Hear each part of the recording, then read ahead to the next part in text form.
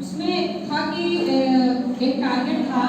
कि हमको जो है 2024 23-24 हमारी पहला ब्लॉक का था और जनपद का शायद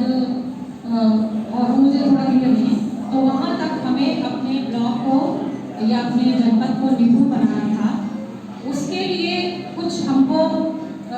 तौर तरीके बताए गए थे, कुछ सामग्री उपलब्ध कराई गई थी जिसमें संदर्शिकाएँ थी भाषा और गणित की, और कुछ प्रिंट मटेरियल उपलब्ध कराए गए थे, कविता कहानी पोस्टर, गणित के कुछ चार्ट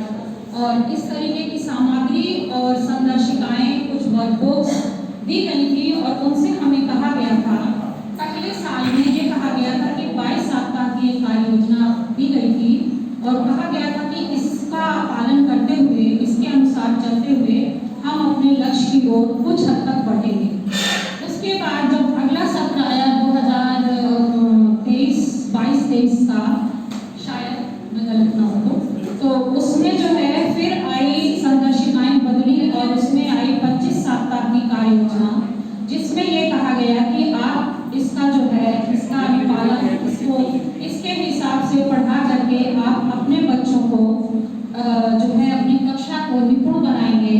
और निपुण का मानक ये रखा गया कि कक्षा के 70-80% बच्चे उस लक्ष्य को अगर प्राप्त कर रहे हैं तो वो कक्षा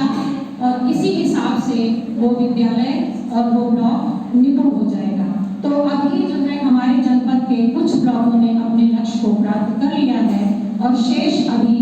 अपने कार्य में लगे हैं, प्रयासरत हैं। संभवतः हम लोग सीमित समय सीमा में अपने इस लक्ष्य को प्राप्त करके और जो हमको निपुण भारत मिशन के तहत दिया गया है टारगेट, उसको पूरा करें।